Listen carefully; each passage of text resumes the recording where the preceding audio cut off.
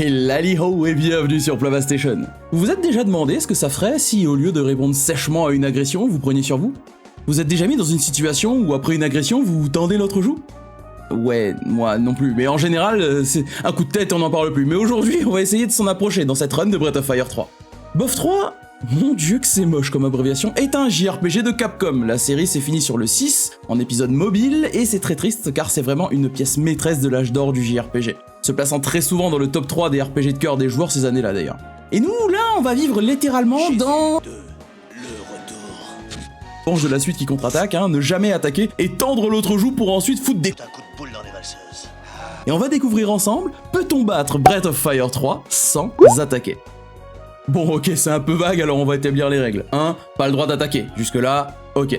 Bon, ça comprend toutes les actions infligeant des dégâts que je choisis directement. Une attaque, une compétence de dégâts, un poison. Si ça fait des dégâts sans aucune forme d'intervention extérieure, c'est non. 2. Pas de soin pour attaquer. En gros, si j'utilise un soin dans le but d'infliger des dégâts à des morts vivants, par exemple, j'ai pas le droit non plus. Ça veut aussi dire que si j'utilise un sort élémentaire de dégâts, mais dans le but de soigner, je peux, vu que l'intention est de soigner et pas de faire des dégâts. 3. Des effets de statut sous condition. La confusion alliée volontaire est proscrit. Je peux pas moi-même m'infliger confusion dans le but d'attaquer. Sinon ce challenge se finirait à l'instant où je récupérais un certain personnage. Si mon personnage est confus par un ennemi, par contre, hein, c'est l'ennemi qui se tire une balle dans le pied, j'y peux rien, donc c'est de bonne guerre. Les états anormaux sont aussi autorisés s'ils ne font pas de dégâts directs, comme le poison qui est proscrit dans cette run.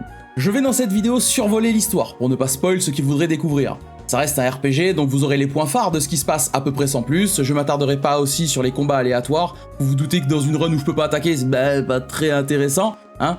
Je mettrai en avant certains d'entre eux de temps en temps pour expliquer la difficulté ou montrer que ces ennemis en particulier sont tuables dans notre setup, mais c'est tout, on se focalisera sur les boss plutôt. Et avec ça, on a l'ensemble de règles qui vont nourrir cette run qui s'annonce chaotique, et je sais que certains d'entre vous, ayant déjà fait le jeu, sont déjà en train de sortir les commentaires en mode « Mais ta run elle est morte à tel ou tel endroit !»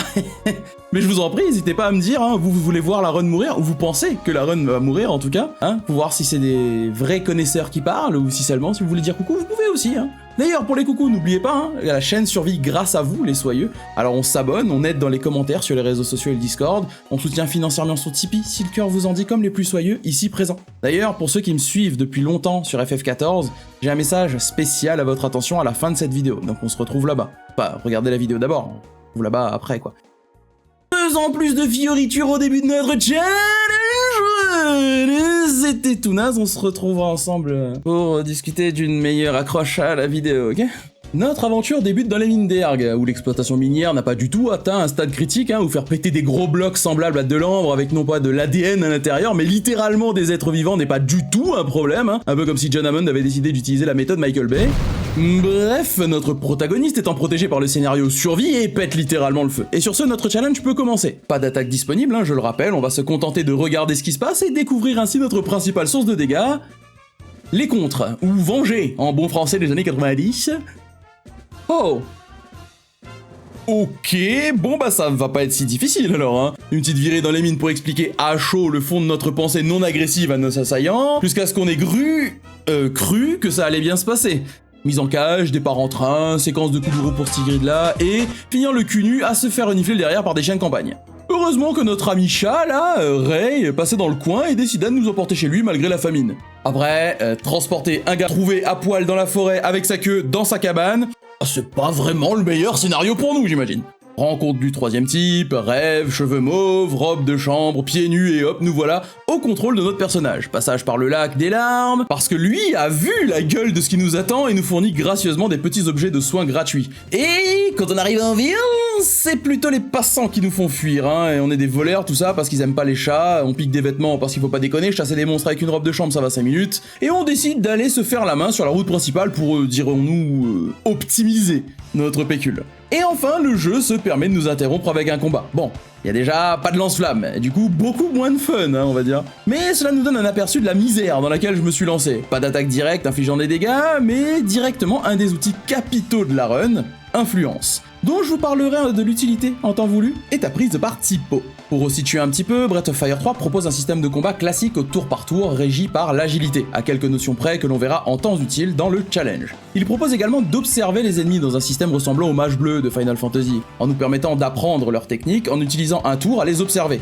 Ou 50, mais bon, qui compte de toute façon? On peut ainsi prendre quelques tours pour apprendre la technique qui sera débloquée par Typo cette fois-ci, et pourra un peu plus tard être transférée à qui on veut. Retour à nos chatons, on s'installe sur la route, tente de voler le vieux bonhomme pas du tout flippant qui vit tout seul dans la forêt, réussit à totalement passer inaperçu, coupons plus de bois que de doigts et partons à l'assaut du premier défi, le mont Gloss. Sur le chemin, plusieurs évidences nous frappent, en plus de la faune locale, je veux dire. Premièrement, nos dégâts. Notre seule source de dégâts actuelle dépend de notre capacité à infliger un contre. C'est la seule action qui fait des dégâts que je ne choisis pas. Dans ce jeu, vous ne pouvez contrer que des attaques mono-cibles, donc des attaques de zone, on oublie. Certaines techniques ennemies sont considérées comme contrables, on va devoir s'en soucier pour pouvoir passer certains segments d'ailleurs. Chaque personnage a une probabilité de contre qui lui est propre. Ryu par exemple a 12% de chance de contrer, tout comme Typo. Notre chat a quant à lui uniquement 6% de chance d'y arriver, on va donc devoir tout au long du challenge trouver des façons différentes de contourner ce problème ou de faciliter les contres. Heureusement pour nous, ces possibilités existent et nous en avons déjà une à notre disposition, la formation. Dans Breath of Fire 3, on peut choisir la formation que nos combattants utilisent dès qu'ils sont au moins 2 dans l'équipe active, et ici on va choisir la formation attaque, designée par les plus grands, coupe aérodynamique, le triangle mesdames messieurs. La personnage en pointe voit son attaque augmenter, sa défense diminuer, ses chances de se faire attaquer augmenter et ses probabilités de contrer doubler x2. Eh bien, alors c'est parti pour la formation attaque qui va nous porter tout le reste de cette run d'ailleurs. Ce qui nous amène à notre seconde évidence. On a la robustesse d'un chip Spartan sec en soirée cinéma. Et une proportion à plus tendre l'autre joue qu'à mettre des coups de boule, parce que bon, 24% c'est pas la folie non plus, parce qu'on a justement un autre souci, l'IA, ou l'intelligence artificielle du jeu. Elle régit les actions des ennemis, mais dans Breath of Fire 3, elle permet aux ennemis d'utiliser leurs actions, même s'ils n'ont plus de PC pour le faire, les PC étant les points de compétence, les ressources des compétences. Ce qui résulte dans des situations où ils voudront absolument utiliser un sort et rien d'autre, sort que l'on ne peut déjà pas contrer de base, mais qui les fera boucler dans un enchaînement de... comment dire, Spider-Man aigu, sans le climax à la fin. Ce comportement de base permet aux ennemis puissants d'utiliser une grosse compétence quelquefois, et après d'être à sec, ce qui permet aux joueurs de survivre à une situation complexe, satisfaction, tout ça. Sauf que nous, ça nous ferme la porte de certains combats, déjà qui auront une trop grosse probabilité de se softlock, ou en beau français des années 90 se verrouiller gentiment, qui en gros nous empêche de continuer, l'ennemi n'attaquant pas, et nous, on peut pas contrer ceux qui n'attaquent pas. Ou aussi, on peut se mettre dans des situations où les ennemis ont genre 15% de chance de lancer une attaque contrable et le reste du temps, rien. Ou technique qui nous inflige des dégâts. Ce qui rend la prise des combats pas très intéressante. Il va donc falloir choisir entre ceux trop difficiles pour nous et ceux pouvant juste ne pas se finir. On va beaucoup courir pour les éviter en attendant de trouver des accessibles, ce qui nous prive d'XP mais aussi de thunes, rendant cette run encore plus chaotique. Quelques fuites et quelques objets récupérés nous permettent d'ajuster un petit peu notre défense, on récupère du coup une pièce, un appât spécial que l'on pourrait vendre pour du cash, mais qui nous priverait de certains bienfaits plus tard dans la run. Retour donc à essayer de réussir à récupérer des sous et... attends une seconde, j'avais pas plus de points de vie tout à l'heure? Ah oui, une autre mécanique du jeu. Les personnages KO sont automatiquement ressuscités à la fin des combats, ce qui est cool, n'est-ce pas? Ouais, sauf qu'à chaque résurrection, par le jeu, vous perdez un pourcentage de vos PV maximum, jusqu'à ce que vous puissiez vous reposer dans un vrai lit, donc à l'auberge, et pas dans un campement. Ouais, on a déjà pas assez de thunes, et du coup maintenant va falloir broder avec notre robustesse asthmatique. J'ai pas réussi, premier game over. On recharge et je décide d'avancer sans prendre de combat pour récupérer le plus d'objets possible en essayant de pas mourir sur le chemin. On récupère ainsi une pièce d'armure et ensuite on va se diriger vers la récupération de ressources pour pouvoir avancer. Sur la carte du monde, vous aurez accès à des zones aléatoires remplies des ennemis de la position de la map où vous vous trouvez. Entrer dans ces zones vous permettra de récupérer des niveaux, mais aussi un effet que l'on va exploiter, le fait d'avoir systématiquement un objet de la zone disponible gratuitement. Donc en faisant le tour, en récupérant l'objet en question et en partant, on peut enchaîner pour récupérer des ressources sans trop se fatiguer. Notre petite équipe découvre également un... comment l'appeler talent ennemi très utile pour la suite de l'aventure. Sieste. Après un certain nombre de tours, les Aigou entreront dans leur phase de sieste, où leur IA ne leur fera utiliser que cette action. Très facile à apprendre donc, elle nous rend 20 PV et 4 PC à chaque utilisation, mais plongera l'utilisateur dans le sommeil. Vous allez vite comprendre que la narcolepsie est votre meilleur ami dans ce début de partie. Autre problème par contre, tous les combats contenant des Aigou ne pourront plus être finis dans nos conditions, si on les tue pas avant cette phase. On les enlève donc des ennemis possibles, les pièges c'est mort, les mages c'est mort, les stuff toys c'est mort, restent les les faisans meurtriers, les faiseurs de meurtre, les fucking meurtriers. Bref, on peut les affronter, mais ils ont une possibilité de nous infliger aveuglement. Ce qui est pas tip top non plus, mais on s'en contentera. Enfin, à un moment ou à un autre, parce que ce combat, par exemple, a quasiment duré 7 minutes à lui tout seul. Mais bon, on passe enfin à un niveau 2, ce qui est libérateur, ce challenge est faisable. Ah, dans 2 ans, Je décide donc d'avancer, après avoir récupéré quelques ressources sur le chemin de la montagne, et on arrive, sans encombre, au petit chalet surplombant la falaise à la tombée de la nuit. On retrouve un chat dans la baraque à se tourner les pouces, évidemment, c'est un chat, rompiche, et réveil matin un peu agressif à mon goût, c'est parti pour le premier vrai combat du jeu. Et il commence assez bien, un petit contre de Ray sur une attaque empoisonnante, on se soigne avec quelques antidotes dans le sac, et le boss nous attaque avec son seau, des dégâts assez élevés, mais on peut y survivre. Grâce à notre atout en poche, avec la sieste qui nous rend la quasi-totalité de nos HP et quelques PC, Ryu devient assez difficile à tomber. Seul inconvénient, le sommeil qui nous fait perdre 1, voire 2 tours à chaque fois, en espérant donc que l'on puisse tanker 2 de ces attaques d'affilée.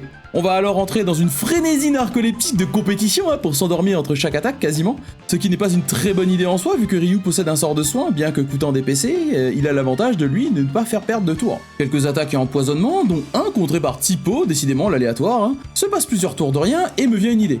Si je laisse le petit narcoleptique tout seul, pas besoin de soigner le poison des 2 autres, ni leur HP avec mes précieuses potions, j'décide donc de m'exécuter. Typo tombe le premier, Ray en second, et j'entame un petit 1v1 des familles, moi, petit homme dragon narcoleptique de 9 ans, contre la bête effroyable qu'un vieux bonhomme de la forêt m'a dit d'aller titiller. Ça ne peut que bien se passer, n'est-ce pas? N'est-ce pas? Bon, en fait, oui, plutôt bien. Sauf jusqu'au moment où un 14 vient me réveiller, 14 sur 22 PV, et encore le souci, c'est aussi que le poison que j'avais pas pris en compte me laisse à 5 HP. N'ayant pas l'initiative, je m'écroule donc avant de pouvoir me soigner de la prochaine attaque, second game over. Mine de rien, ce premier essai me conforte dans l'idée que c'est faisable, mais qu'il me manque juste un poil de stats supplémentaires pour pouvoir tanker ses attaques entre 2 rompiches avec le poison. Donc en soi, un niveau devrait suffire. C'est maintenant l'heure d'introduire le talent Influence, dont on a parlé tout à l'heure. Influence a pour propriété de dire aux ennemis en termes profanes... ouais, à peu près ça, Et tous ceux influençables ou en proie à la confusion s'exécuteront. Et ce dernier point est très important. Cette technique ne brise pas notre règle vu qu'elle n'attaque pas directement et corrompt les ennemis de le faire entre eux. Bon, après, la plupart des ennemis y sont insensibles, mais je parie sur son utilité pour le long terme. Enfin, j'espère. En tout cas, elle va me servir à influencer les lutins à fracasser leur chef. C'est pas une attaque directe, c'est juste des mots d'amour envers des petits bonhommes verts. Ce qui va nous aider à gagner un niveau, pour 3 PV, 1 de force et de défense, mais aussi Gilet, que le jeu nous offre gracieusement, qui vient booster notre défense d'un point supplémentaire. On est donc prêt à retenter notre chance contre Nu, le retour. Elle commence par nous infliger poison, ce qui est assez ennuyeux, et après quelques attaques, premier contre, et quel contre, un coup critique pour 54 points de dégâts, ce qui nous met très bien. Quelques attaques, un soin en préparation car on est assez bas en HP, mais son attaque se fait à nouveau contrer par Ryu. Prochain chlore qui se fait contrer, prouvant que c'est une attaque physique, techniquement, Juste ensuite, premier pas nu. Bah si c'est elle, il se raconte. Ah non, c'est pas nu. Bah oui, mais si elle a pas de vêtements. Non mais c'est son attaque qui est défendue et fera très peu de dégâts, ok? Cependant, Ryu est très en colère aujourd'hui et en profite pour la contrer, encore une fois. Quelques tours plus tard, tandis que les PC de Ryu tombent à 0, c'est au tour de Typo de contrer. Et puis même Ray avec ses 6%. Ouais, le vent tourne en ma faveur, Mais attention, Ryu n'a plus de PC, il faut commencer à prendre des somnifères. Le monstre n'est pas d'accord, mais Ryu, qui compte bien profiter de son rompiche, l'envoie balader avec un contre de nouveau, avant de se remettre toute sa vie juste après. Quelques tours plus tard, après une attente de contre et quelques petits épisodes de narcolepsie, Ryu posera le dernier contre avant de s'endormir, ce qui le fera rater la fuite de la créature. Imagine-le au réveil en mode qu'est-ce qui se passe. Mais bon, c'est notre première victoire de masse.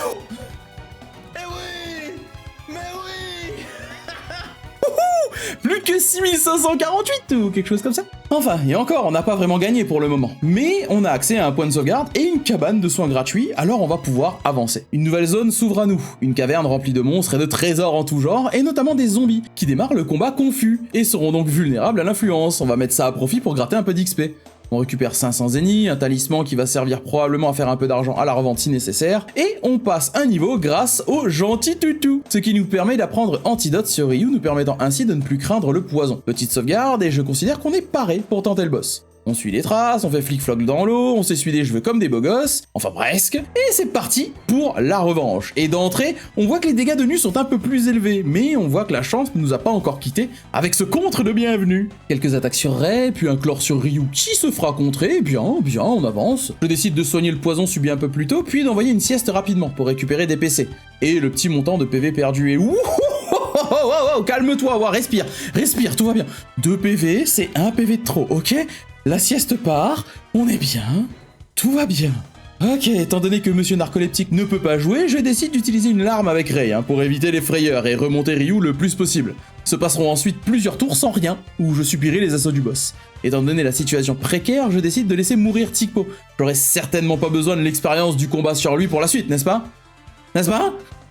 Ok, calme-toi Jean-Marie, et regarde, Tipo il est au sol. Continue donc ma routine de rétro combo dodo, et enfin, Ryu se décide à contrer quelques attaques, en résistant au poison en plus. Le combat se maintient jusqu'au moment où...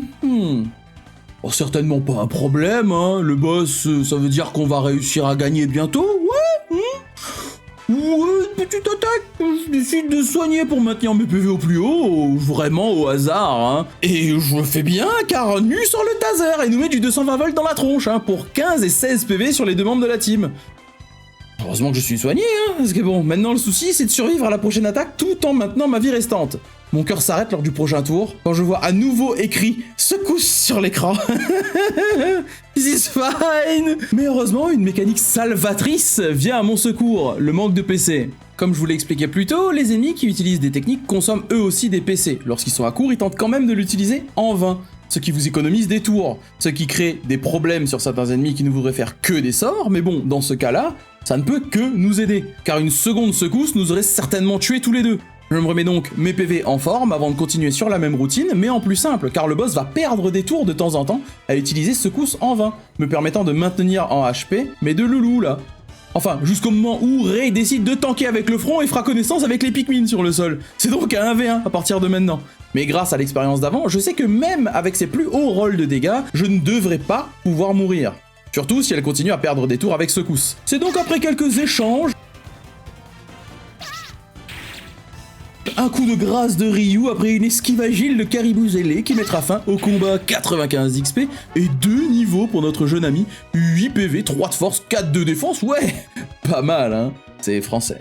Bien, nos amis découvrent ensuite comment naissent les bébés clowns, apprennent qu'ils ont été envoyés à la mort par le vieux bûcheron, reviennent fêter les vendanges avec les villageois qui nous apprennent que si tu voles mais que tu tues maman clown, t'as le droit de rester au village, n'est-ce pas Sasuke? Et on se fait aborder par un type qui adore porter des rideaux. Mais avant ça, la pêche. Mini-jeu principal de la série, et la raison de notre réticence à vendre la pièce au début, car elle nous permet d'aller dire bonjour au marchand de la mer, Manilo. Il va très littéralement nous porter sur le prochain segment, car grâce à lui, on peut acheter de l'équipement de qualité supérieure, le gilet, qu'on a eu gentiment déjà grâce au monstre, le casque de fer, mais surtout le couteau d'argent, possédant l'attribut sacré sur ses attaques. Bien. Après un aparté pêche, on retourne voir Jean-Michel Rideau qui nous dit que le manoir est vachement beau à visiter la nuit. On décide donc d'aller vérifier après avoir fait le mur, ou plutôt défait le mur en l'occurrence. On croise les gardes les plus compétents du monde et on véhicule un cliché contre la race de chien pour changer. Putsch donc, qu'est-ce qui pourrait mal se passer ? Ok donc, Putsch a 2 actions possibles, une attaque qui, même si elle fait mal, est gérable, mais aussi un cauchemar pour notre challenge, attraper. Une technique qui a des chances lors de l'attaque de diminuer la défense de la cible, ce qui entraîne une certaine difficulté quand on ne peut qu'attendre à se faire botter le cul. Fort heureusement, Ryu, lors du passage de saison, a appris protection pour contrebalancer le problème. Ce qui n'est aucunement précisé à aucun moment dans le jeu d'ailleurs. Je décide donc de revoir ma formation après ce game over pour mettre Tipo en première ligne, car il a les mêmes chances de contrer que Ryu. Heureusement que je lui ai donné de l'XP sur le boss précédent, n'est-ce pas? Car je décide de laisser mourir Tipo. J'aurais certainement pas besoin de l'expérience du combat sur lui pour la suite, n'est-ce pas? N'est-ce pas? Ce qui permet à Tipo donc de rester en défense pendant que Ryu s'occupe des soins et de la protection. Et bien à part les premiers tours où il infligera de gros dégâts, le fait d'avoir choisi cette formation permet de maintenir plus simplement les HP de Tipo qui garde en permanence, et de contrer la diminution de défense en cumulant les protections, car oui, les bonus et malus de statistiques se cumulent dans Breath of Fire 3. Après quelques échanges, des contres et finalement un ennemi qui arrêtera en dessous de 50% d'utiliser son attaque spéciale grâce à son IA, eh bien le combat se règle sans souci majeur. Enfin, Ray sera laissé pour compte, pour que je profite un maximum de l'expérience sur les deux autres personnages. Étant donné sa faible valeur de contre, je ne vais pas investir sur lui dans la partie. Typo gagnera donc un niveau, 4 HP, 2 de force et de défense, et on continuera l'exploration des jardins, et on verra une scène pas du tout suspecte qu'on reportera au garde, qui nous permet d'aller vérifier l'origine de l'expression des œufs, pas des œufs. Ce qui a l'air de contrarier Rocky, visiblement. On est repassé avec Ryu devant, vu qu'il nous enlèvera pas notre défense, on va pouvoir se protéger et gagner sans problème. Sans problème ? Sans problème ! Game over, ok. Voyons donc ce qui se passe ici. Premièrement, le boss est sur une rotation fixe. Sauter, attaque, sel œuf. Sauter est une attaque qui inflige entre 0 et 2 voire 3 fois les dégâts de l'attaque. Potentiellement dangereuse si le jeu a décidé qu'on devait mourir. L'attaque normale est correcte, surtout sous protection, et sel œuf tente de transformer un personnage en œuf. Tout mignon. Des œufs pilants. Dans cet état, le personnage voit sa défense de base diminuer à 0 et ne peut pas agir. Au bout de 3 tours, il recouvre sa forme initiale et récupère tous ses PV et PC. Point positif, le personnage peut esquiver le statut anormal. Point négatif, s'il est déjà transformé, et malgré le fait d'esquiver, il restera en œuf 3 tours supplémentaires s'il subit à nouveau cet état. Point négativement négatif, si le saut a un rôle de dégâts élevé, c'est one shot assuré. Bon, va falloir repenser la stratégie. Ah! Mais avant, il va falloir recommencer le combat précédent parce qu'il n'y a pas de sauvegarde entre les deux. Ok, ce soir c'est KFC. Petit retour à la pêche pour peaufiner notre setup, retour acheter du meilleur équipement et surtout petit changement dans la disposition d'équipe. On va utiliser la formation défensive, elle permet de réduire les dégâts subis par l'équipe, mais réduit leur vitesse en contrepartie. Ça devrait éviter les one-shots potentiels. Elle permet également de répartir les chances de se faire attaquer uniformément sur tous les membres de la formation, ce qui nous permet d'éviter le combo œuf, dégâts sans contre possible, en boucle sur le même personnage, ou du moins d'en réduire les chances. Parce que le vrai problème ici, c'est que le boss, s'il focus sur le personnage en pointe, qui est le personnage qui est censé contrer, ce personnage il va rester en œuf tout le long du combat et on va juste pas pouvoir gagner. Par contre, autre effet qui se coule de cette formation, et c'est le point où ça fait mal, c'est qu'on perd par la même occasion le bonus de chance de contre. Donc va falloir s'armer de patience et retourner là-bas d'une state. J'ai dit d'une traite, relève la caméra, montre pas ça. On commence avec notre setup habituel à partir de maintenant, en renforçant nos défenses le plus possible. Quelques attaques du boss, une esquive de transformation en œuf font commencer sur de bonnes augures. Le premier contre critique nous confirme que oui, la chance peut nous sourire. Donc c'est parti pour un combat qui, je l'espère, ne prendra pas trop longtemps. Attaque, contre, transformation, tout va si lentement. C'est pas un combat difficile, c'est juste que... Oh, faut pas s'endormir, parce qu'à ce stade, une erreur, c'est retour poulailler. La chose la plus dangereuse ici, c'est le manque de vitesse de la team. Utiliser un objet est considéré comme non prioritaire comparé au reste et a tendance à partir après les attaques du boss. Il faut faire très attention à ne pas se retrouver dans une situation critique, ce qui est dépendant de l'aléatoire, vu que le boss a une attaque pour en faire excessivement mal. Le seul personnage ayant l'agilité assez élevée pour agir en premier, c'est Ray. Il faut donc faire très attention avec les transformations et surtout ne pas laisser ses persos trop bas en PV, sinon... Ouais. Voilà. Et si un personnage tombe, c'est la formation qui s'écroule. Plus que 2 persos, donc des chances d'avoir les 2 transformés en même temps, sans possibilité de soigner et... De toute façon, j'ai emmené suffisamment d'objets pour ressusciter, n'est-ce pas? Ouais, on est large. Allez, du coup, on ne joue plus, utilisation des larmes pour soigner tout HP en dessous de 27, parce que si on perd encore un perso à ce stade, non merci. I'm in danger. Ray a vraiment été le MVP sur ce combat, avec sa vitesse nous permettant de nous soigner avant les dégâts. Et c'est au bout de quasiment 2 heures de combat que Ray, par-dessus le marché avec ses 6% de chance de contre, mettra fin à ce débâcle de patience. Oui. Yes. KF. Les poules se barrent, on passe devant les gardes avec le plus petit cône de vision tout jeu confondu, Ray fait son chat et monte sur des trucs, et on arrive enfin dans le manoir. On saute dans le premier lit venu avec Alfred là qui nous surveille toute la nuit, on avance dans le hall d'entrée et... Des fantômes. Il y a quelque chose d'étrange dans le voisinage. Qu'est-ce que je vais appeler? Explose fantôme. Pardon pour ça. Les fantômes ici, donc, tout devrait bien se passer. Sauf peut-être à l'exception du second qui a tendance à ne faire que des magies, mais voyons. J'opte ici pour la formation d'attaque avec Typo en première ligne. J'aurais certainement pas besoin de l'expérience. Ouais, j'aurais définitivement dû lui laisser de l'XP plus tôt, mais bon, hein. De cette façon, il peut rester en défense, tandis que Ryu peut soigner et buffer sa résistance. Le boss ici ne fera que sommeil ou attaquer, donc on est bon. Premier contre, 55! Et oui, c'est grâce à la pêche qu'on a pu récupérer des armes sacrées qui font des tonnes de dégâts aux fantômes, hein, bizarrement. Second contre, 69! Bref, ça lui a pas plu. Ok, la suite, second fantôme, le plus dangereux potentiellement. Petit setup comme d'habitude, quelques attaques sans contre, et voilà, il est parti pour faire de la magie. Sensu qui vole des PC, drainage qui vole des HP. Cela dit, il utilisera quand même assez régulièrement des attaques physiques, donc petit contre par-ci, petit contre par-là, et le boss n'est plus là. La plupart des combats aléatoires ici sont pas rentables et trop dangereux à deux, hein, donc on va les ignorer. On enchaîne, le boss suivant, bien qu'ayant un peu plus d'HP, ne posera aucun souci. Un ou deux debuffs, mais il a plus assez de PC rapidement, donc 3 contre. Et bon, c'était pas si difficile en fait, pas la peine de sauvegarder si ça continue comme ça, vu qu'il y a un petit point de sauvegarde juste après le prochain fantôme. Doxen donc fait un peu plus mal avec ses attaques, mais largement gérable. Petit contre de Ryu pour prouver qu'il existe. Le boss me soigne. Bah écoute, je sais pas si c'est de la pitié ou quoi, mais vas-y, je t'en prie. Encore. Bon, bah écoute, je sais que je fais pitié à attendre de me frapper, mais quand même, une troisième fois et plus de PC. Oh.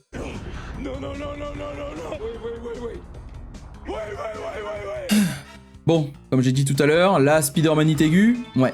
Bah il semblerait qu'on soit verrouillé gentiment, ou softlock, l'IA du jeu étant bloqué sur guérir. Et d'autant plus sans PC. Et ben ouais, on peut plus aller nulle part. Et ça a fait le premier softlock de la partie. Bon, bah y a plus qu'à reload. C'est pas si difficile en fait, pas la peine de sauvegarder si ça continue comme ça, vu qu'il y a un petit point de sauvegarde juste après le prochain fantôme. Après rebelote de boss dont le deuxième qui a été beaucoup moins gentil cette fois-ci, retour à Doxen. Bon, parlons un peu d'IA. Dans Breath of Fire 3, les ennemis ont des IA de base avec quelques conditions de déclenchement. Prenons Rocky par exemple. De base, il a 25% de chance d'attaquer et 75% de chance d'utiliser une technique. Et possède uniquement la technique saut. Les tours multiples de 3, son IA est modifiée pour utiliser Ovum, ou celle œuf en français de France. Puis, tous les tours différents de 3, son IA devient la même que celle du début, ce qui crée une boucle de rotation, plus ou moins. Doxen, lui, est différent. De base, il ne fait qu'attaquer. Et s'il utilise une technique, ce qui n'est pas possible dans son IA de base, il fera feu ou gel avec un prorata de chance. Cependant, s'il subit des dégâts de gel, de feu ou de sacré, il utilisera en cible inversée les sorts correspondants feu ou glace sur lui-même ou guérir sur vous. Le souci de Doxen, comme beaucoup d'autres IA qu'on verra dans le jeu, c'est qu'une fois son IA enclenchée, il faut qu'une autre condition soit remplie à nouveau pour que le boss sorte de sa condition initiale, comme avec Rocky et sa condition de tours différentes multiples de 3 par exemple. Là, eh ben, il peut pas en sortir. Et alors qu'en combat normal ce serait bénéfique pour le joueur, un ennemi ne faisant plus rien, et encore, le fait d'attaquer le boss lui ferait sortir de sa martingale, et ben dans notre run, on se retrouve bloqué. Et il faut à tout prix éviter les dégâts élémentaires sur lui. On y retourne donc avec nos armes sacrées dans le sac et nos épées classiques dégainées. Et miracle de la science! Ouais, tout ça pour ça. Mais vous en faites pas, ce savoir servira très bientôt. On va prendre un peu l'air sur le toit pour éviter la surchauffe cérébrale, on croise une corde en se disant qu'on pourrait au pire des cas s'en servir pour mettre fin à cette run de misère, on regarde un chat orange faire le chat orange, et on va voir le proprio jouer au fantôme si je t'attrape avec sa femme de chambre, et oula, en fait c'est vraiment hanté, va falloir croiser les flux. Setup, quelques contres, des attaques magiques et physiques, une grosse attaque physique, mais contrable, bon bah ça va rouler tranquille. Tranquille. Bon, tu sais quoi encore, j'ai rien dit pour le poulet, j'ai rien dit pour le petit fantôme, mais encore un Jean-Michel plus de mana là. Très bien. Amalgame, 520 PV, 55 PC. De base, une chance sur 2 d'attaque physique, une autre d'attaque magique, divisée en gel et flamme 2 fois sur 8, sommeil 3 fois sur 8 et voûte céleste 1 fois sur 8. En dessous de la moitié de ses PV, il utilisera plus souvent voile céleste lors de ses attaques magiques. Et... ah ouais, ah je vois. En dessous de 25%, il utilisera uniquement des attaques magiques, donc des techniques, avec 7 fois sur 8 voûte céleste et 1 fois sur 8 sommeil. Donc, deux solutions ici. Avoir des critiques sur les contres pour faire suffisamment mal pour ne pas arriver en phase 3 du boss et qu'il soit à sec, ou avoir une RNG très favorable, ce qui fait que le boss utilisera plus d'attaques physiques que magiques dans les deux premières. Et ben, c'est parti pour la calculette, hein. Avant ça, on va aller chercher quelques combats faciles avec Typo, parce qu'on a clairement besoin de ses dégâts. Hein? Qui l'eût cru, n'est-ce pas? Niveau 7, 4 points en force, et ouais, ça fait du bien. On va poser Typo en première ligne, vu qu'il a autant de chances de contrer que Ryu. Ce dernier va se cantonner à heal et protéger. Je vous montre ce qui est clairement le premier try, hein. C'est pas comme si on avait dû recommencer 40 fois ici à cause d'une mécanique inhérente au jeu qui me softlock, n'est-ce pas? Je vous mets une barre de vie et le décompte des PC pour que vous ayez une idée de la dinguerie. Donc, protection avec Ryu pour éviter les dingueries sur notre DPS, le boss lance gel, 2 PC, il met une attaque arrêt pendant qu'on buff typo, gel à nouveau, 2 PC, puis flamme, attaque sur Ryu, décidément, flamme sur Ray, on est parti pour vraiment une bonne après-midi là je le sens, aucune attaque sur notre DPS, 3 magies, allez hein. Une fois le setup fini, Ryu va passer en mode narcolepsie pour récupérer des PV et PC pour pouvoir maintenir le plus longtemps possible ses collègues sans utiliser d'objets. Sommeil du boss, 3 PC, typo s'écroule, second sommeil nous rompt Picham, puis lance-gel encore et encore, c'est que le début, d'accord. Une attaque sur Ray, puis sur typo, sans contre, gel sur Ray qu'on laissera au sol, puis voûte céleste, intéressant hein, vu qu'elle peut être contrée, mais typo ne semble pas d'humeur. Mais le boss insiste, triple attaque de suite sur typo qui finit par contrer. Oui, we are the champion my friend pour 75 points de dégâts. Puis 2 autres attaques pour encore un contre à 67, la chance nous sourit. Attaque, voûte céleste, 2 autres attaques suivies par un contre, mais oui vas-y typo, 79 dégâts et quasiment la moitié du mana du boss parti en fumée. 3 autres attaques, le boss semble avoir oublié la magie pour le moment, faut que ça continue. Et puis sommeil nous rompt Picham 2 fois. Mais il follow avec une attaque, et comme notre ami aux cheveux violets est un peu chafouin en réveil, il contre critique 138 points de dégâts. Oh ça c'est un grand pas vers la réussite ça. Problème, mes contres touchent entre 79 et 67. Donc pas possible de le tuer en 2 contres actuellement. Petit moment calculette. Mais si je lui rends environ 45 de santé, mon prochain contre ne le fera pas passer en dessous des 25%. Donc on serait bon avec un contre et 136 PV en 2 contres ensuite, c'est faisable. Tout en réduisant la fenêtre où le boss va cuire ses PC. Donc, petite plante, petite larme sur le boss. Je l'attaque pas, je le soigne, hein, donc j'ai le droit. Et là, il voûte céleste sur typo, qui contre pour un 67. Oh, les maths s'alignent. Et on est à 9 PV du passage en P3. Et à 2 contres avec un roll de dégâts correct. C'est à ce moment-là que je commence à stresser, hein, parce que j'ai pas compté les PC moi en direct. Vu qu'il a beaucoup fait de magie déjà, je me dis qu'il doit pas être non plus très haut. Donc à ce stade, reste plus qu'à espérer qu'il faut un bon roll sur les contres et sur les dégâts. On attend encore et encore, le boss est clément, il attaque beaucoup mais pas de contre à l'horizon. Sauf jusqu'au moment où Ryu manque de pas grand chose de foutre en l'air mon setup avec un contre qui fait juste 35. Et donc là, on passe vraiment en phase critique, j'ai giga peur de perdre mon try sur un contre de Ryu. Voûte céleste, pas de contre. Voûte céleste à nouveau et contre critique. Oh putain yes. MVP, les calculs là monsieur. Qu'est-ce que tu vas faire? Qu'est-ce que tu vas faire avec mes plantes, hein? L'optimisation, monsieur. Et madame. Non, j'étais pas du tout content, enfin, je vois pas ce qui vous fait dire ça. Bref, ça c'est fait. On continue en retournant au village le lendemain et en balançant haut et fort à Loki. T'as vu, on lui a niqué ses grands morts au père du bois.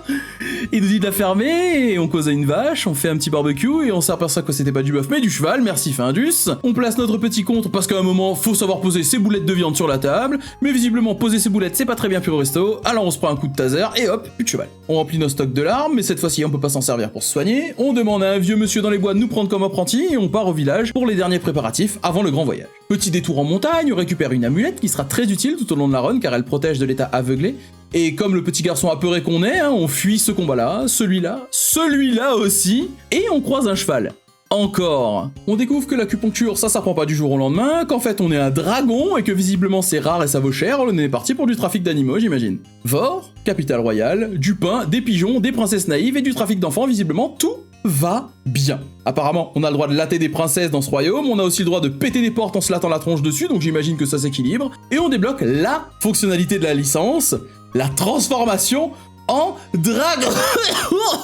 Bon, bah ce sera pour plus tard. On réussit à sauver la princesse des griffes des méchants pas beaux, on décide de s'enfuir par les catacombes parce que ce garde-là à la porte il est trop con pour ouvrir la princesse qui vient de se faire latter la gueule 2 fois, et on passe par la pire traduction de puzzle des années 90. On sort comme si de rien n'était devant le garde le plus utile de l'univers, Jérôme, regardez-le, regarde dans le vide, lance posée, mais en fait soutien de son gros fiac inutile, surveille littéralement le cimetière. Waouh, Jérôme le garde. Disponible pour tout achat d'Adavid Goudenov, vérifiez la disponibilité en magasin. Petite séance d'achat, on vient vire les bijoux de la princesse parce que ça vaut une blinde, on achète la plus grosse épée qu'on puisse trouver, on joue à cache-cache avec des gosses, et on va récupérer un petit peu d'XP, et on tombe sur le pire combat early du jeu, qu'on n'a pas assez respecté, et on meurt, hein, ok.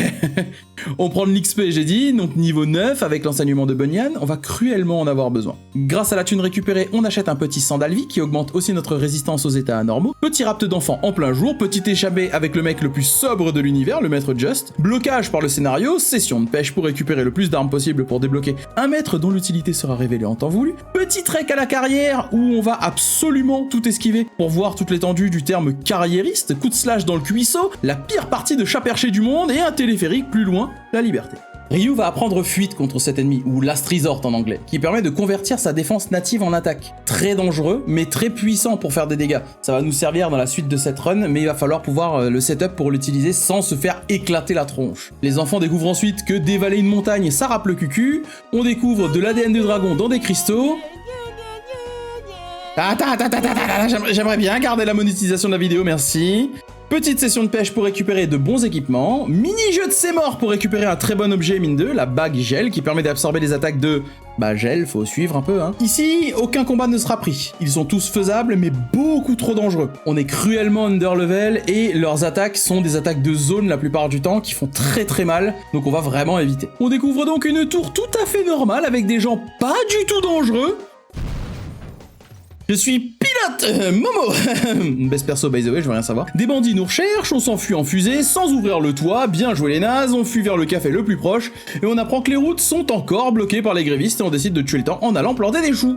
Mais avant, en ayant récupéré plus de 15 armes différentes, on peut débloquer le second maître de la run, Dlonzo. Je l'ai mentionné ça et là au début de la run, mais on a essayé de récupérer toutes les armes possibles jusque-là en les achetant ou en allant les récupérer à des divers endroits pour justement ce maître. Et le système de maître dans la série est assez important, car il permet de modifier ses gains de stats à chaque niveau passé sous son apprentissage. Par exemple, Dlonzo donne plus 1 en force et en agilité, et moins 1 PV par niveau. Après un certain nombre de niveaux passés chez eux, ils nous apprennent aussi leurs techniques. Ici, voler, intimider et monopoliser. Je vais me servir de ça pour apprendre des techniques utiles tout au long de la run, comme voler et monopoliser ici.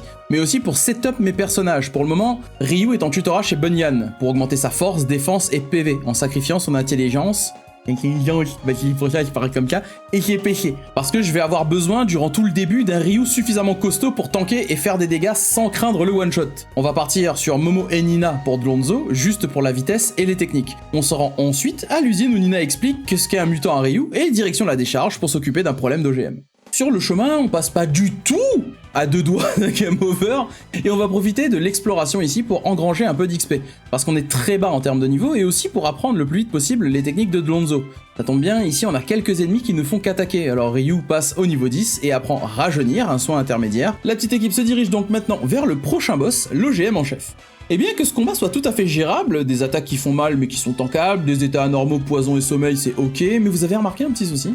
Genre je contre pour 64, ok, mais le boss régénère 250 PV par tour. Et j'essaye plusieurs solutions, dont celle de me transformer avec le gène feu en dragon, en espérant que les contres avec l'élément feu sur mes attaques servent à quelque chose, mais sans succès. Bon bah, c'est parti pour de la stratégie. Le boss a 500 HP et 5000 PC, ah bah mon cochon, risque pas de se softlock par manque de PC au moins. 75% de chance d'attaque physique, 25 magique, en magique il fera poison ou sommeil à part égale, ok. Alors il a des conditions spéciales, s'il subit des dégâts physiques, il perd un nombre de PC avec un modificateur de 9. Ok.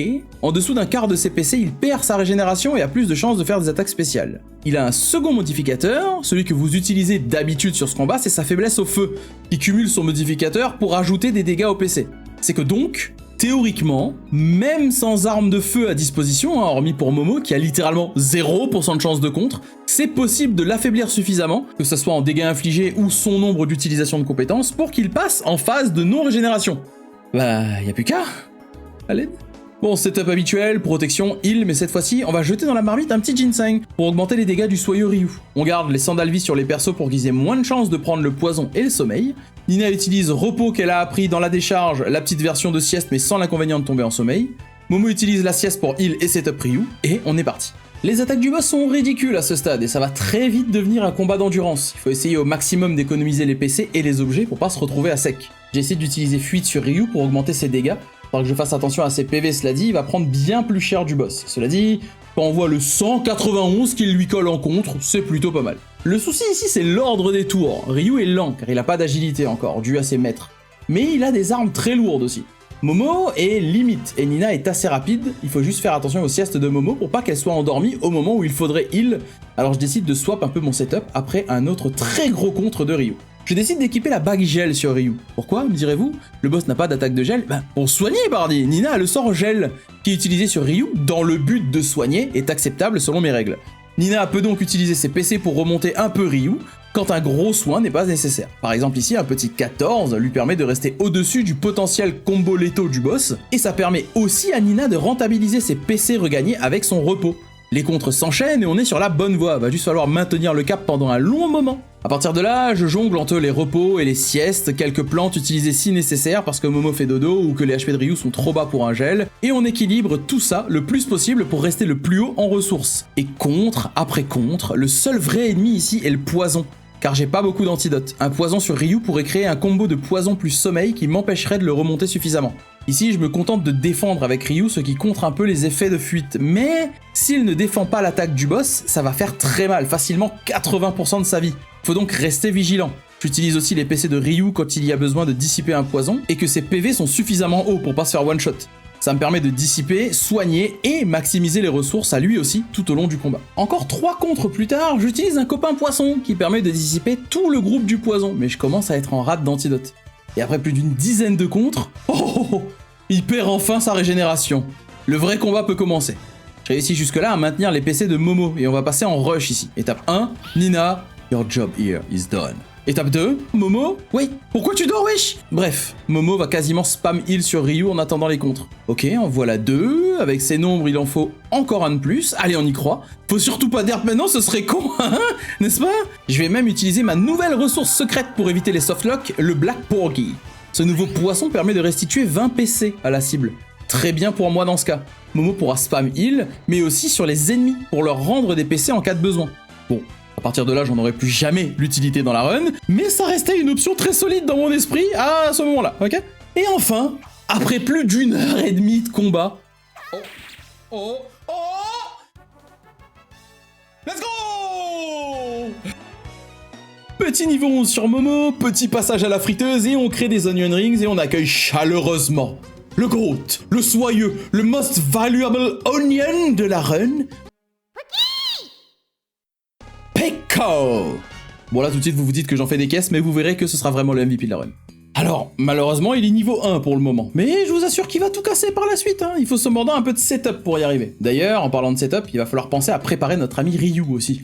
Car pour le moment ses stats offensives suffisent tout juste, mais on va avoir besoin de beaucoup mieux par la suite. L'acquisition de Peko nous ouvre la voie vers le maître Yggdrasil, qui possède 2 aptitudes utiles en prévision des prochains combats. On va aussi tenter de setup autre chose. Je récupère les petites pièces manquantes à la pêche, repars dans une petite session de mise à niveau 11 pour Ryu et 12 pour Momo, ce qui lui permet de débloquer Monopoliser, ce qui transfère tous les points d'expérience sur un seul personnage à la fin d'un combat, pratique pour aller récupérer les techniques de maître. J'en profite pour mettre Momo au niveau 13 et apprendre Intimider via son maître, puis 14 où elle apprend naturellement la magie Trouble. Cette magie Game Breaker dans cette run permet d'infliger un état de confusion à tout ennemi qui n'est pas totalement immunisé aux effets anormaux. 3 effets qui se coulent. Premièrement, un ennemi confus a des chances d'attaquer ses alliés, également toujours très gratifiant. Deuxièmement, il est sujet à l'influence, ce qui permet de diriger ses attaques vers un ennemi en particulier lorsqu'il est dans cet état. Le 3e effet, on en parlera un petit peu plus tard, quand il me permettra de venir à bout d'ennemis autrement impossibles à battre. On retourne à l'usine, le directeur Palette nous invite à rester, nous vend aux chevaux juste ensuite, après nous avoir fait faire son sale boulot à la décharge cette sale race.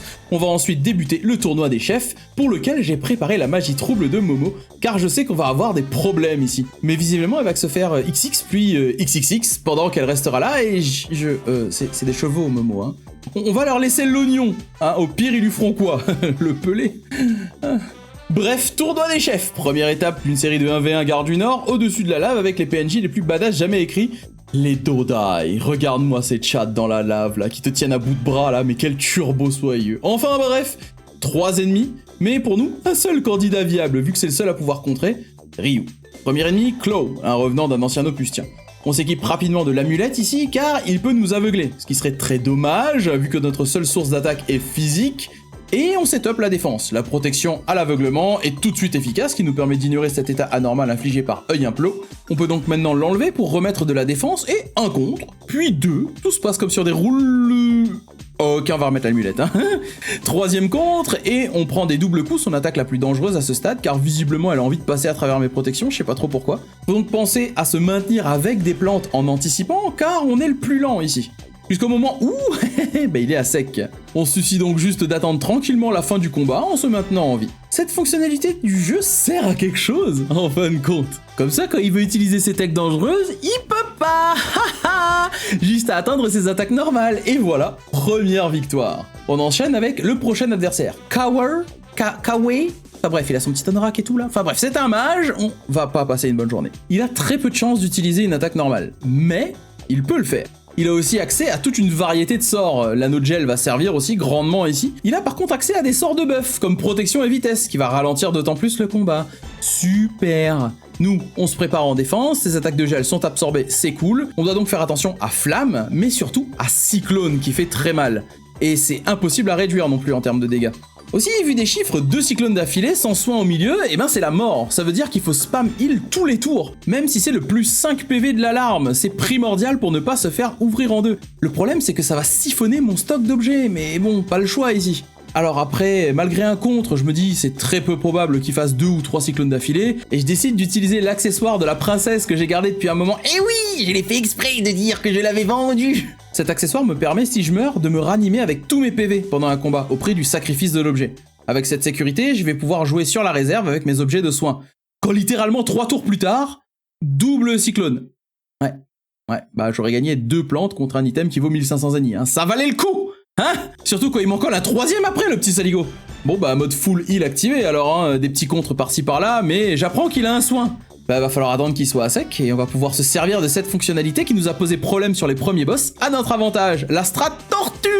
Si tu tombes à sec avant que j'ai plus d'objets, ah bah je gagne. Et oh, que vois-je?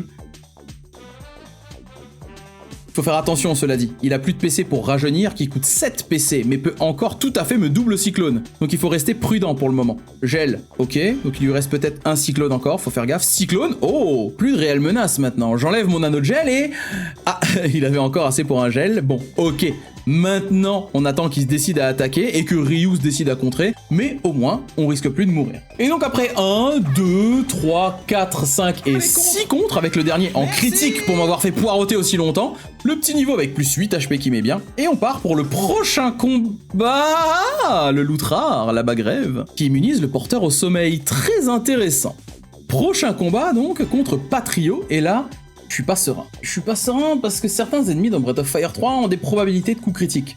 Très dangereux car ils passent à travers la défense et font très mal. Et j'ai très peur ici car Patrio peut en faire. Faut donc faire extra attention à nos PV ici. Je tente une pieuvre pour l'aveugler ici en me disant qu'il a un seul œil, dans le doute ça passe, mais non. Je me setup en défense quand le premier critique passe. Ouf, la moitié de mes PV, ça pique. Et j'ai extrêmement peur. S'il crit à nouveau là, c'est fin de run. Et je dois me retaper les 2 précédents combats. Aïe, aïe, ouf, ça passe. Et en plus, c'est contré. Bon, il va falloir faire extra gaffe, comme je vous disais, avec lui. J'équipe aussi la bagrève en préventif pour plus tard. Vous verrez. Je continue à me protéger et il me laisse tranquille avec les critiques pour l'instant. En fait, non, j'ai menti. Mais vu que je suis full HP, je peux me soigner sans problème.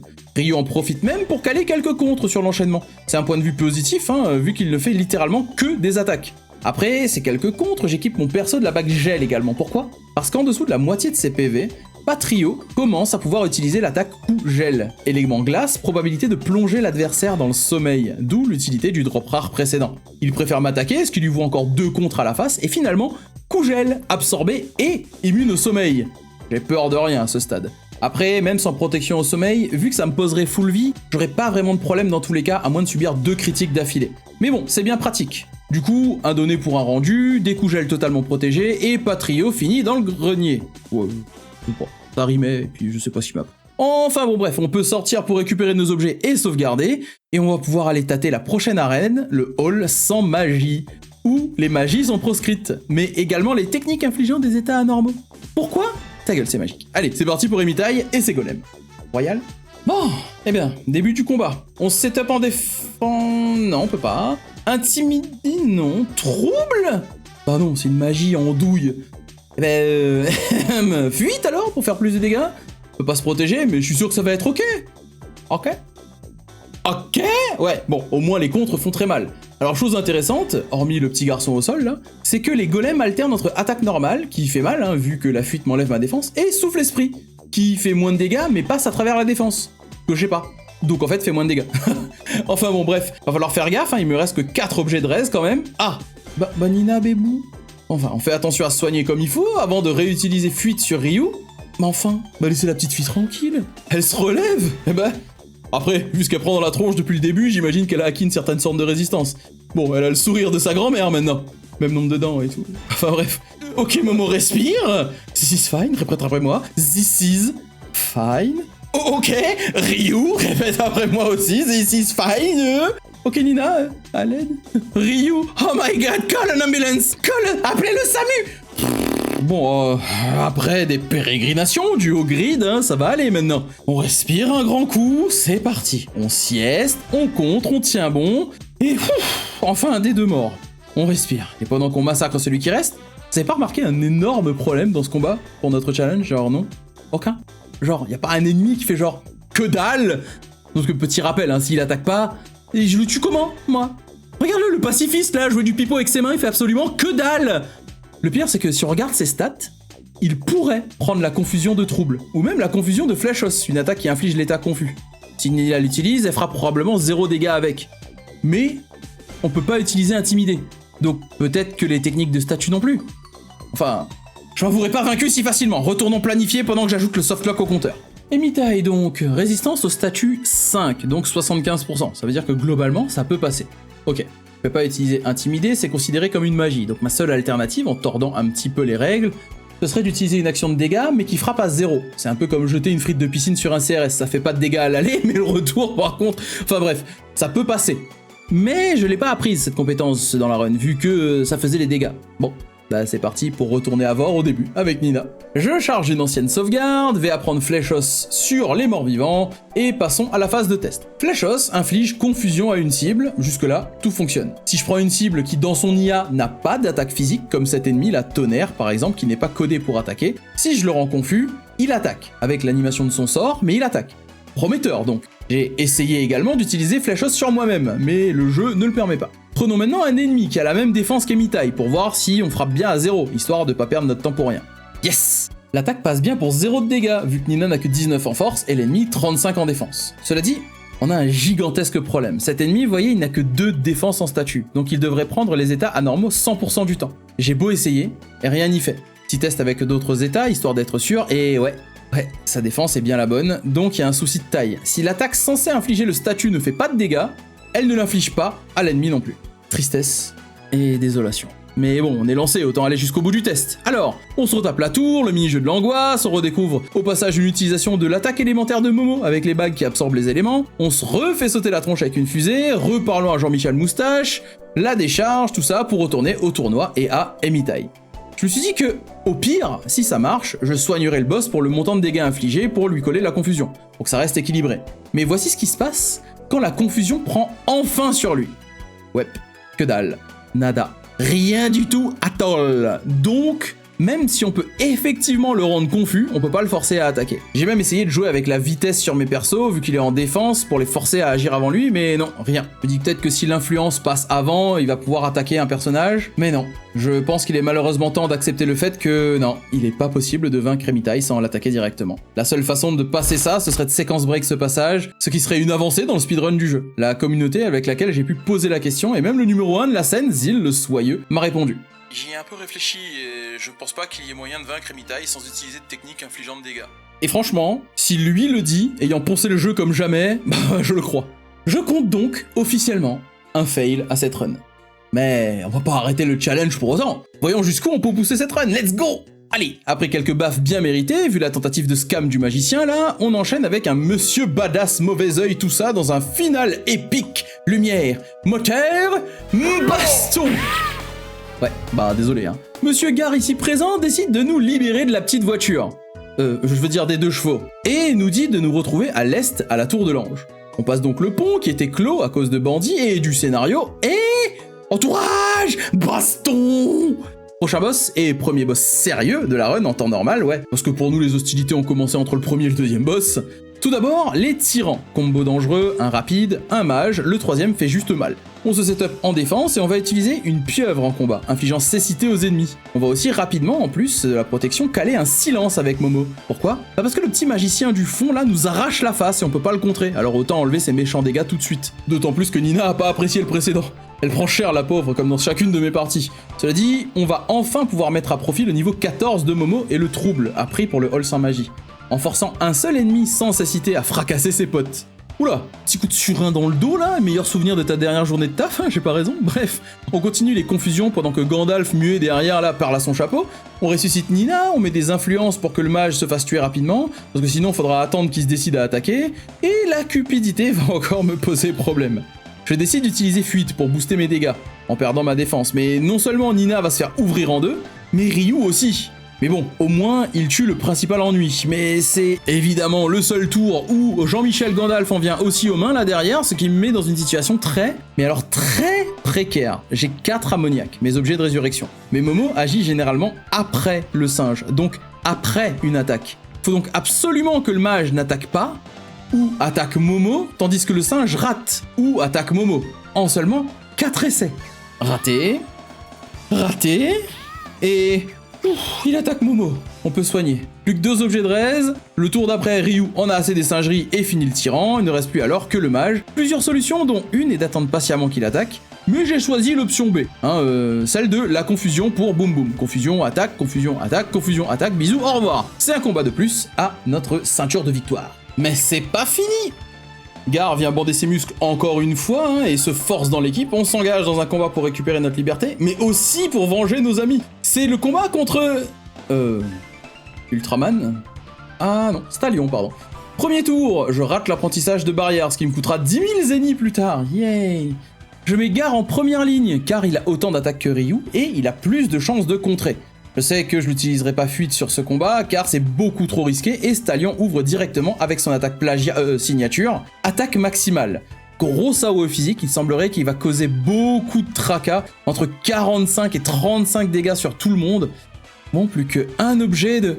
Oh, Momo MVP qui se relève d'outre-tombe, c'est vraiment le meilleur perso, putain.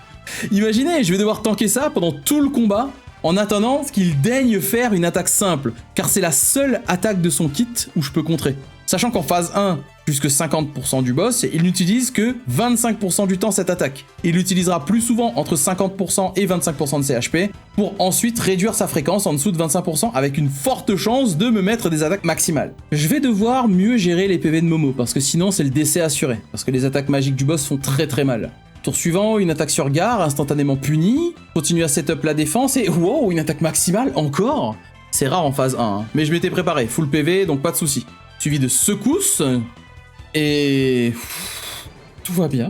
Everything is fine. Bon, extra attention au PV, je vais essayer de rendre Momo un peu plus rapide pour ses soins, car pour le moment ils partent après le boss, c'est pas vraiment ce que je veux. Donc on se remet bien, pendant que le boss s'en prend à Ryu qui contre, tiens, lui aussi fait le boulot. Puis secousse, j'essaye de faire passer le temps à observer le boss pour apprendre résistance, une très bonne technique qui sera probablement utile en temps voulu. Elle rend immunisé aux dégâts pour un tour. Pro tips, non. Le jeu devient donc un jeu de rempli la gourde trouée, en attendant que le boss se décide à attaquer Ryu, très bien, on recommence encore, il attaque Momo, ok, me remet 2 fois de suite une attaque maximale, qui je le rappelle, doit passer un premier jet à 75% de réussite, puis un second à 12,5% d'arrivée, 2 fois de suite. Enfin bref, Ryu tombe et reste au sol, j'ai pas moyen de tenir tout le monde en vie en termes de ressources et d'objets. Momo est assez rapide pour soigner avant, mais il faut que je fasse gaffe à ses PV. Gar en a beaucoup, donc il est naturellement plus résistant. Quelques attaques et un contre. Oh mon dieu, j'ai menti, 2 contre. Et encore une fois, la vitesse de Momo est un peu limite pour soigner assurément avant le boss. Je décide donc de changer quelques pièces d'équipement pour réduire le risque que ça arrive encore.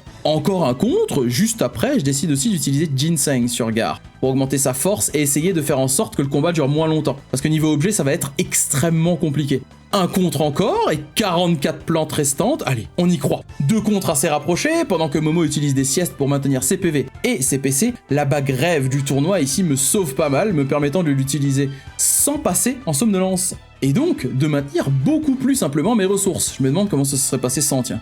Maintenant qu'on a un niveau confortable d'agilité et le combo sieste, il ne reste plus qu'à attendre les comptes de gare en faisant très attention à éviter d'utiliser les objets. 1 contre, 2, 3, 4, 5, eh ben...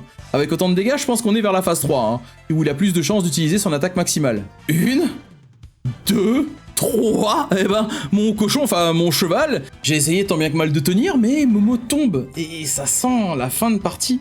Oh mais non! Mais elle se relève encore! Elle en a pas fini avec toi, mais quelle déesse, mais quelle soyeuse, mesdames, messieurs, Momo! Je vous ai dit que j'aimais ce perso ou pas? Bref, elle sauve littéralement le combat. Enfin, je crois. Ça me permet de rafraîchir les PV et de prendre 1, puis 2, puis 3 contre avec Gar pour finalement... Oh! Yes! Oh, victoire! Oh mon dieu, ce combat était tendu. Vraiment ultra compliqué. J'aurais pu sortir le MVP de la run ici, mais je sais pas si j'aurais pu soutenir autant de dégâts avec lui qu'avec Momo, vu qu'on est bloqué avec Ryu et Gar dans la team. Et puis, vu qu'il reste niveau 1, ça me permet de le rendre ultra fort à partir de maintenant. On a du coup un peu de setup à faire maintenant qu'on peut à nouveau se balader sur la carte. On retourne voir Bunyan pour récupérer une action utile. Ah non, pas celle-là, celle-ci, centre, qui double la puissance de la prochaine attaque. Et oui, ça marche avec les contres. D'ailleurs, cet effet semble se cumuler au moins 2 fois. Maintenant qu'on a réussi à apprendre ce qu'on voulait sur Bunyan, on va à partir de là travailler sur l'agilité de Ryu. On va préparer un setup pour qu'il puisse soutenir tout seul certains combats à l'avenir. Si on ne s'en occupe pas maintenant, ce sera beaucoup trop tard après. On le place sous la tutelle de Glonzo pour commencer à récupérer cette stat et un peu plus de force. On va ensuite débloquer le meilleur maître du jeu pour notre MVP en...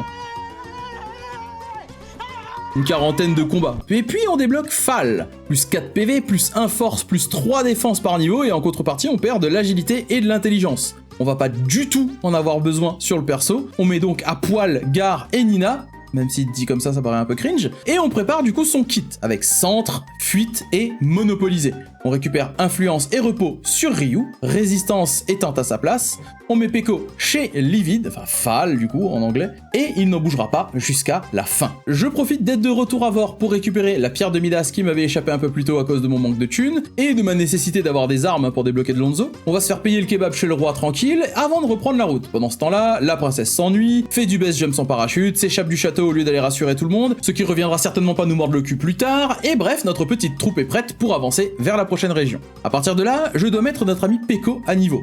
Alors, pourquoi Peko est si fort? Bah déjà, dans notre challenge, il possède le taux de contre le plus élevé avec 50% en natif. Ouais, 50%. Si je le mets en pointe de la formation attaque, ce qui double ses chances de contre, je me retrouve à 100%. Donc on est enfin passé de tendre l'autre joue à enfin mettre un coup de boule dans les valseuses. Ce qui fait littéralement, je tiens à préciser.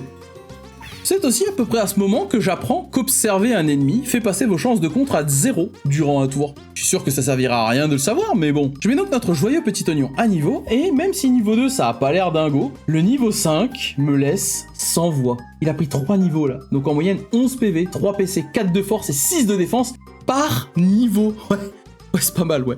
Parce que bon, il est au niveau 5, il a déjà plus de PV que Ryu. Et en plus, vu qu'il contre à peu près tout ce qu'il veut, eh ben c'est beaucoup plus facile à partir de maintenant de faire des combats et de pouvoir se mettre à niveau, tout simplement. On continue donc en avançant sur un pont, on fait quelques combats, le perso est totalement con, ça c'est un seul level, hein, si jamais. Ça aussi, et les stats deviennent totalement ahurissantes. Ah, oui, je vous ai dit aussi que Peko régénérait 5% de ses points de vie par tour de combat, non?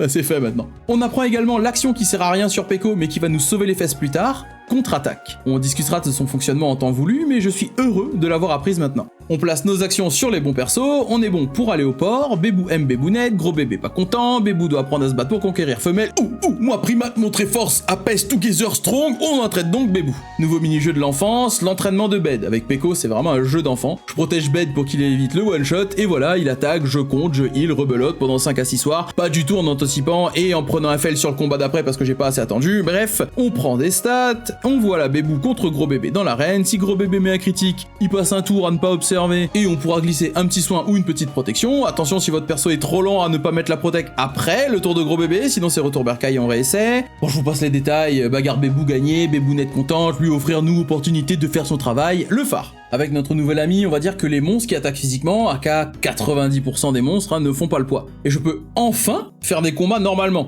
Enfin, à peu près. Quand les monstres ne sont pas coopératifs, on sort Momo et la confusion, et boum. Ces mobs-là n'attaquent pas sinon par exemple, mais ils donnent la blingue d'XP. Donc je prends avec le combo confusion et influence vers Peko, eh bien, il n'y a aucun problème. On récupère la bague rêve, on voit la différence de gain stat entre Peko et la plèbe, hein. On relance le circuit, on a tellement pas fait souvent ce jeu que on sait pas du tout quel levier activer pour monter le courant à l'étage, on croise un lézard tout mimi qui nous a à l'œil, peut-être trop.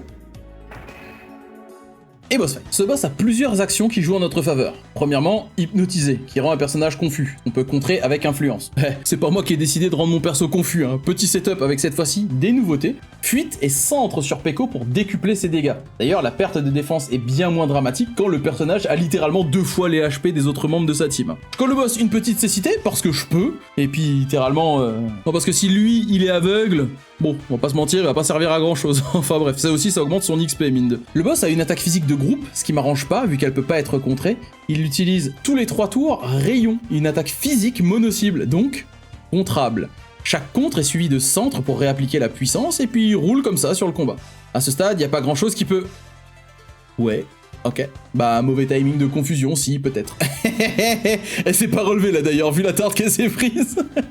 Je profite pour voir que malgré son statut de contrable, le rayon œil ne casse pas la confusion. Heureusement que j'ai pu récupérer un peu de vitesse avec Ryu pour lui faire lancer influence sur le boss, sinon je sens que c'était lui, le prochain. Là-haut du boss, ensuite, tue Peko, parce que j'ai pas pu le heal entre temps. J'étais trop occupé à sauver ma peau. Je reste Momo, qui esquive l'attaque du boss vive la cécité. Enfin, dans le jeu, hein, j'imagine que bien autrement, c'est...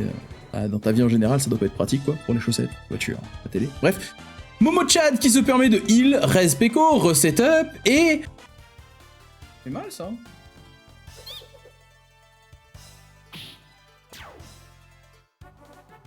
J'imagine que ça marche aussi. Ah, bon bah plus de boss. Petit passage de niveau avec Momo qui a changé de maître pour Giotto afin de récupérer des PV et des PC rapidement. On a cruellement besoin de son supporting. On allume la lumière des fées qui sont des Nyctalopes. Je mets fuite et centre sur Ryu en prévision du prochain combat. Non pas celui-là, même si ça aurait été marrant. On se tape un remake des Dents de la Mer, on comprend pourquoi JDG chantait d'enculer pas les dauphins, et boss. Je vous ai dit qu'à partir de Stallion, le jeu arrêtait d'être gentil. Ici, tous les 3 tours, Dauphin utilise Tsunami. Il y a des chances élevées de réduire nos PV de 50%. Donc ils font prévoir le combat tout autour de ça. Enfin, si vous branchez votre cerveau, ce qui va m'arriver après une demi-heure de fight à peu près. Mais bon, se refait pas. Setup de protection et de fuite sur Ryu, Nina est une crevette malade à ce stade. Premier contre très satisfaisant, mais le boss fait extrêmement mal. Il faut anticiper les tsunamis pour heal après avec Ryu, ou avant avec Momo. J'utilise sieste 2 fois d'affilée avant de me rendre compte que j'ai pas la bague qui m'immunise au sommeil d'équipé. Ryu survit tant bien que mal, et à cause du sommeil de Momo, finit aussi par faire la crevette. Les attaques du boss sont aussi agréables que finir École Dauphin sans continuer avec un maillot plein de sable. Visiblement le parallèle lui plaît, vu qu'il n'utilise pas d'attaque, mais intimidé, ce qui me permet de me remonter en HP, de coller un contre et même de préparer un heal juste après le tsunami.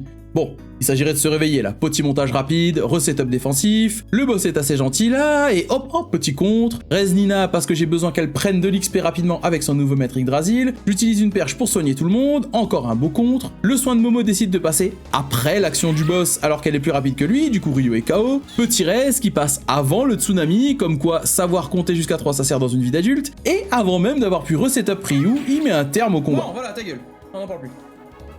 Ina vole toute l'XP et prend 5 niveaux, mais ça va me permettre de skip une bonne partie de farm plus tard. Ensuite on se fait bécoter, on a le droit exclusif d'aller littéralement se faire cuire le cul, on rachète des objets et on débloque Merilip, parce qu'on n'a pas vendu sa pierre à 5000 balles là, mais c'est ultra rentable, car elle va nous apprendre des bonnes techniques, mais elle va surtout permettre à Ryu de grappiller encore plus d'agilité, car elle en donne 2 par niveau en sacrifiant 1 de force, de PV et de défense. Ce qui a été compensé en ayant mis Ryu chez Banyan au début. Et maintenant, il doit zoom. Nouveau niveau, le volcan, avec l'ennemi qui a le plus de pixels dans son petit cul que dans le personnage tout entier de Ryu, évidemment, impossible de lui échapper, hein. On récupère l'armure amiante, pratique, mais encore une fois pas un truc que tu veux utiliser IRL si tu veux conserver ta peau de bébé autrement que par des brûlures au 3ème degré. Elle augmente la résistance au feu de 2 niveaux, réduisant les dégâts subis de 50%. De la thune, une bague feu qui nous permet d'absorber le feu directement. On teste les debuffs de Nina, mais on décide très vite que ça vaut pas le coup, surtout vu la résistance des ennemis à partir de maintenant. Petit niveau avec elle, on teste aussi le fait de soigner les ennemis avec du feu, c'est pas pour faire des dégâts, donc je peux, hein, qui me permet d'augmenter un peu leur XP donné. Peko est une machine, Nina passe niveau 14, et sur le banc à partir de maintenant. Car je vais sortir à prendre Sanctuaire et Bouclier avec Yggdrasil, soit protection sur tout le groupe. Ouais, le pied. Sanctuaire quant à lui sera peut-être utile situationnellement, il permet d'enlever tous les effets de buff et de debuff sur tout le monde, joueur compris. Récupère des bonnes techniques sur les bons persos, achète 200 d'alvis supplémentaires pour réduire les chances d'état anormal sur les joueurs, remplis mon stock d'objets et utilise pour la première fois une fonctionnalité très utile mais pas utilisée jusque maintenant, les vaccins. Dans la plupart des grosses villes, il est possible de se faire vacciner contre un des éléments ou un des états du jeu. Se faire vacciner augmente notre résistance de 2 niveaux vis-à-vis de ce à quoi on se fait vacciner. Par exemple ici, je me vaccine contre le feu, je gagne plus 2 en résistance au feu. Les personnages commencent avec 2 de résistance, qui équivaut à 100% des dégâts reçus. Plus de niveau, c'est 50%, et encore plus de niveau, ça passe à 0. Donc avec l'armure et un vaccin, je ne prends plus de dégâts de feu. Ce sera également très utile plus tard pour me prémunir des états anormaux par exemple. Chaque vaccin dure jusqu'au prochain repos, donc ça devrait me laisser suffisamment de temps pour faire ce que j'ai à faire. Donc c'est parti pour piquer tout le monde contre le feu, et faire des combats en allant dans le volcan. Grâce à nos inoculations, les attaques de feu comme celle du volcan par exemple, sont de suite beaucoup plus gérables. Ce serait encore mieux avec une seconde armure, mais ils veulent pas la drop. J'en profite pour tester le 5 de résistance à un statut, ce qui me pose des chances de réussite à 25%. Ça passe et force le volcan à attaquer, donc le prochain boss devrait être gérable. En théorie. Ce qui est pas gérable par contre c'est le montant de stade de Peko, mais mon dieu quoi. On trouve le gène miracle, les griffes de feu, Momo passe 17 et apprend vitesse, qui augmente la vitesse du personnage, il y en a qui suivent, ça fait plaisir. Ryu passe niveau 16, et on peut enfin faire des combats à peu près normalement dans ce challenge. J'ai attendu plus de 20 heures pour pouvoir prendre de l'XP, alors je pense que je peux. Il apprend bouclier, on a donc 2 personnages qui peuvent buffer la team. On récupère un fruit sage, Peko a son premier level normal, puis un second, Momo chope un très bon level up, Ryu prend 4 points d'agilité, ce qui permet d'apprendre charme à son maître, augmentant les chances de drop des objets ennemis. Petite session de dopage, cette fois-ci on va aller tâter un boss qui va nous mettre en difficulté. Le vrai boss de la première partie du jeu, Gishan, Charybde et Scylla. Les ZAD ont 1000 PV, 50% de chance d'attaque physique ou de technique. Et dans les techniques, il y a Attraper qui est contrable et Mur de Feu qui est ignorable. Ils ont aussi 5 en résistance de statut et un flag spécial activé à la mort de Gishan. Gishan quant à lui va poser problème, soit il défend, soit il fait des techniques. Dans ces techniques, aucune contrable. 2 sorts, Sommeil et Vitalize, un soin de zone, et Hypnotiser, qui permettrait à un perso de lui déglinguer la face. Gros problème, il n'a que 300 PC, et est immunisé aux effets de statut, et a une IA horrible pour ce challenge. Le drapeau spécial, s'il meurt, bon, ça osef sur 20. La phase 2, en dessous de 50% PV, où il fait plus de sorts et défend moins, pas cool. Il est l'un des rares à avoir une condition si ses PV repassent au-dessus de 50%, ce qui le ramène en phase 1, mais il a la phase 3, où si n'importe lequel de ses alliés est dans une condition critique de PV, donc en dessous de 25% généralement, il va spam le Vitalize. Donc tenter de compter sur les contres ici avec lui est futile. Le faire passer bas HP signe le spam heal à volonté, et on peut pas le mettre en état de confusion. On va devoir faire ça de façon plus intelligente. Setup la défense, très rapide avec les 2 boucliers maintenant, Peko allume les ZAD, c'était à prévoir, mais on veut surtout pas les tuer. Ça nous empêcherait de finir le fight et provoquerait un nouveau softlock, ce qu'on veut éviter, n'est-ce pas? Enfin, sauf si vous aimez me voir galérer, ça c'est un autre problème. On va utiliser les ZAD du boss contre lui, à coup de confusion, ça reste jouable. Donc confusion, puis influence sur le boss. Et il se fait boulotter par ses potes. J'aime quand un plan se déroule sans aggro. Bon, bien sûr, il lui reste des chances de se soigner, mais c'était à prévoir. Aussi, j'utilise très souvent Observer sur Peko, pour être sûr de ne pas éclater les ZAD, en évitant les contres. J'en laisse quelques-uns passer quand même pour les descendre un petit peu, puis le boss décide de rendre Peko confus. Oh mais quelle erreur! Peko et Lad vont joyeusement lui bouffer la tête pendant quelques tours grâce à l'influence en pré-shot. Je laisse quelques contres passer, ce qui a été une petite erreur de ma part car un des ennemis a dû passer en HP critique. Le boss va donc entrer dans une frénésie de soins jusqu'à ne plus avoir du tout de PC, remettant lui et ses associés full PV dans la foulée. Mais bon, c'est là que je déclenche ma carte piège, Balthazar! Non seulement il n'a plus de PC, mais il cherche à spammer un soin chaque tour, donc il défend pas. Donc les attaques lui font plus mal. Je décide donc pendant son spam de setup ma vitesse avec Momo et Ryu pour pouvoir lancer Trouble et Influence avant le tour des ZAD, ce qui me permet de gratter une attaque en plus par rotation de confusion. Ouais, on en est à ce genre de conneries dans ce challenge, hein. À partir de là, je laisse Peko mettre quelques contres pour recommencer à diminuer leur PV. Momo utilisera Sieste quand un des ennemis sera confus pour gérer ses PC, et on va rester dans cette situation une bonne heure en attendant que ça passe, hein. Parce que bon, il y a que 25% de chance que le confusion y passe. Mais il se fait boulotter, Peko contre un petit peu, tout va bien, le boss décide de sortir de sa phase 3 lorsqu'il est repassé sous 50% HP, ce qui change pas grand chose, hormis le sort qui spamme dans le vide de temps en temps et une défense. Il se fait taper, et là, une erreur qui aurait pu me coûter le combat. C'est critique d'ailleurs, au bout de plus d'1 heure et demie de combat. J'ai laissé Peko en défense. Si les deux ennemis étaient très bas en HP, le double contre ici aurait pu tuer les deux et me softlock le combat. Mais bon, j'imagine qu'après tout ce temps de combat, on peut faire des erreurs et ça n'a rien coûté ici. Donc, je laisserai Peko en observer jusqu'à ce que le vieux soit canné, ok? 4 buts contre son camp plus tard, la libération.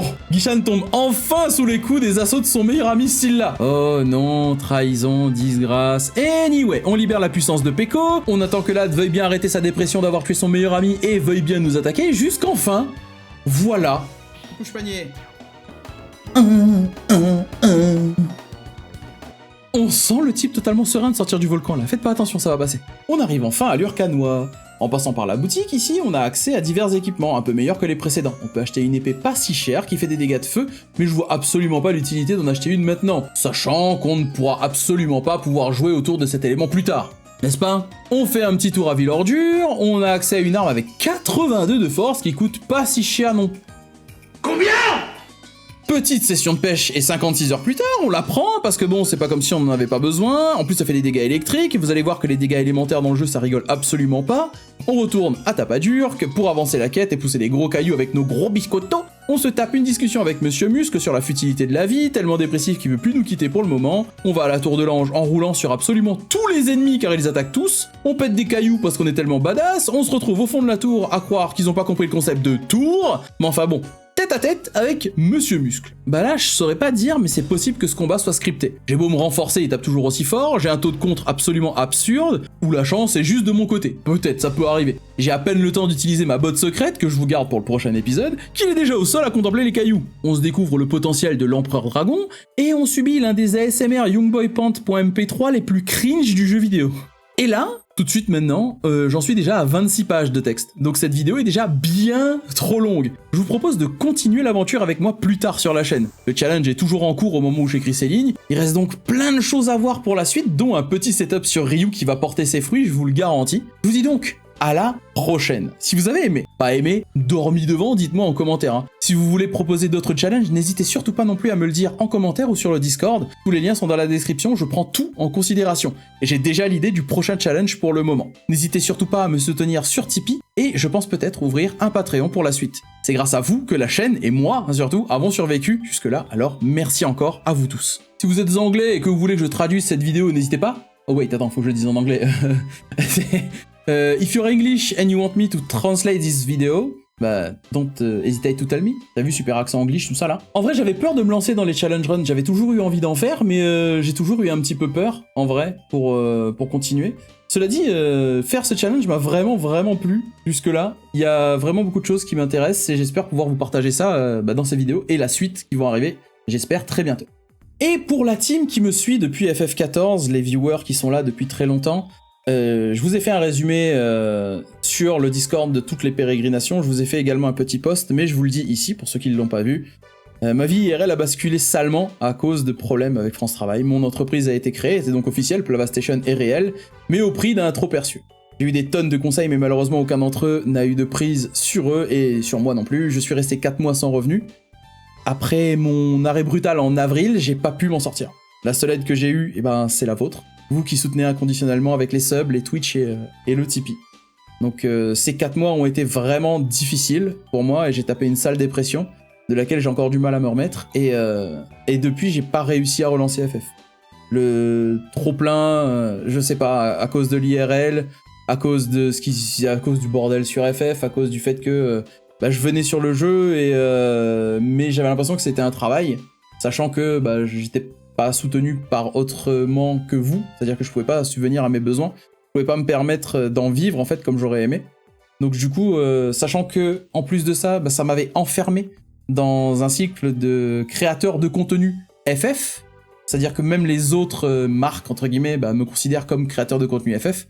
Donc c'est pour ça aussi, c'est tout un enchaînement de choses qui me disent que je décide donc d'arrêter FF et de lancer dans ce que j'ai envie de faire. Ce sera peut-être du FF14 par la suite si j'en ai envie, mais ce sera des RPG, des challenge runs, et du coup sur cette chaîne il y aura de la découverte de jeux que j'ai envie de faire ou de vous faire découvrir, il y aura des challenge runs comme cette vidéo, et pour l'instant ça me suffit et ça me va très bien. Donc n'hésitez pas à me dire ce que vous en pensez en commentaire, désolé de vous apprendre ça de cette façon si vous le découvrez de cette façon, Mais voilà, maintenant je ferai ce qui me plaît et j'espère que ça vous plaira aussi sur la chaîne. Donc n'hésitez surtout pas à me dire en commentaire ce que vous en pensez vis-à-vis de tout ça. Sur ce, je vous laisse jusqu'à la prochaine vidéo, et je vous fais à tous la bise du Rodgar. Portez-vous bien, n'hésitez pas à passer en live sur YouTube et Twitch, tous les liens sont dans la vidéo. On peut me suivre aussi sur le Discord, je balance toutes les infos sur Discord, je discute avec vous là-bas et vous informe des lives. Vous pouvez me suivre sur les réseaux sociaux également, n'hésitez surtout pas. Et puis voilà, donc tout est dans la description, et des bisous, à très bientôt. Ciao, ciao.